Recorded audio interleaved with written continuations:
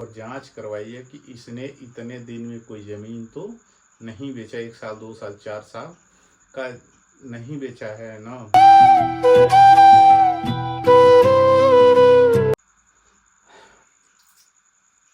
आज हम लोग जानेंगे कि इस वीडियो में हम लोग जानेंगे कि जो फर्जी बैनामा है, फर्जी बैनामा कराने से आप कैसे बचें, फर्जी रजिस्ट्री कराने से आप कैसे बचें। इस वीडियो में हम लोग यही जानेंगे आज।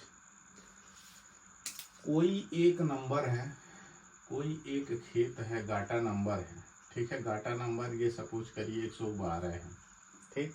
ये किसी ग्राम सभा में स्थित है, किसी तहसील के अंतर्गत ये, ठीक ना, किसी ग्राम सभा में स्थित है। तो आपको अगर ये पूरा जमीन अगर ये 10 कट्ठे का है, ठीक है, 10 कट्ठे का है और आपको 2 कट्ठा इसमें से लेना है, 2 कट्ठा लेना है, तो आप अगर इसमें जो खातेदार ज्वाइंट शेयर होल्डर हैं इसमें, ठीक है, अगर मान लीजिए ज्वाइंट शेयर होल्डर अगर 4 लोग हैं, खातेदार इसमें 4 लोग हैं और किसी एक के द्वारा अपना बेचा जा रहा है जमीन, तो मान लीजिए उसके 2.5 कट्ठा आएगा उसके हिस्से में, लेकिन वो बेच 2 ही कट्ठा रहा है।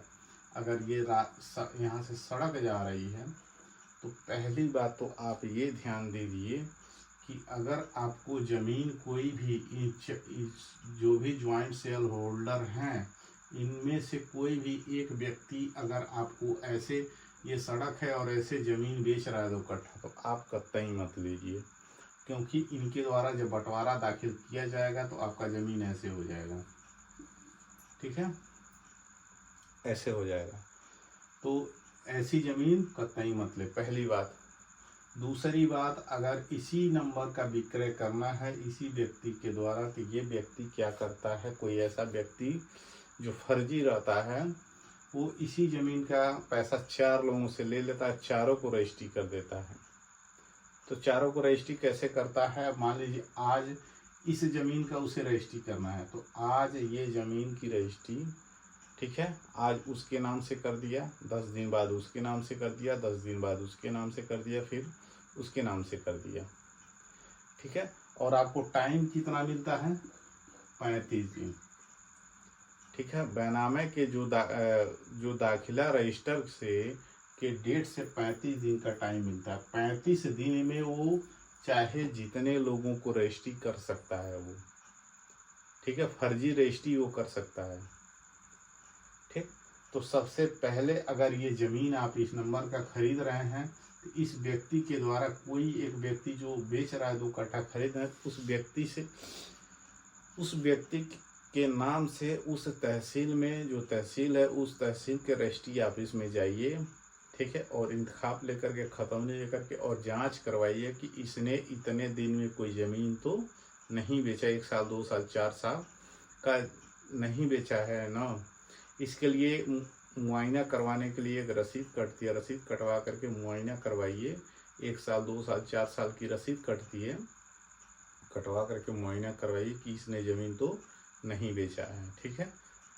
पहले तो वहीं पता चलेगा, सबसे एक्चुअल में, रियल में आपको रजिस्ट्री ऑफिस से ही पता चलेगा क्या इसमें ज़मीन विक्रय हुआ है कि नहीं।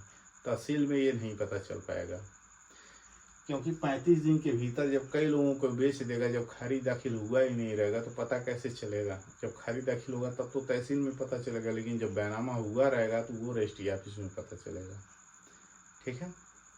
दूसरी बात ये, तीसरी बात ये है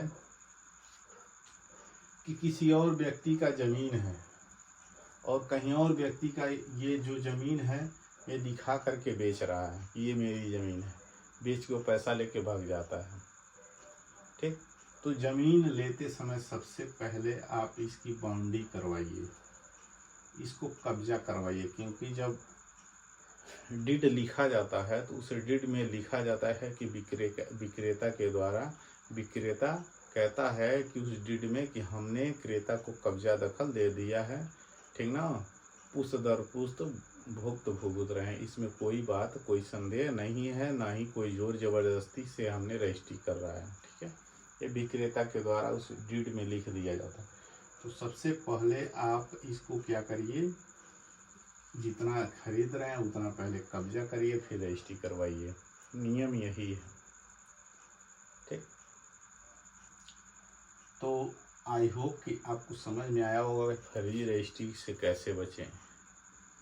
और यही सब कारण है फर्जी रजिस्ट्री का। रजिस्ट्री करने के बाद, हाँ, अगर ये व्यक्ति बेच रहा है ज़मीन यहाँ पर और 35 दिन के अंदर कई लोगों को बेच दिया है, ठीक, तो इस ज़मीन का जो पहला रजिस्ट्री हुआ रहेगा, जिसका पहले नंबर पे हुआ रहेगा, फर्स्ट टाइम में जिसका हुआ रहेगा, उसी का मान्य होगा, बाकी सबका खारिज हो जाएगा।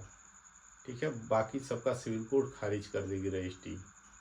जब मुकदमा जब रजिस्ट्री मनसूख होगी तो बाकी सबका खारिज कर देगा। जिसका पहला रजिस्ट्री हुआ रहेगा सबसे पहले नंबर पे, उसी का ये माना जाएगा कि हाँ रजिस्ट्री उसी की हुई है।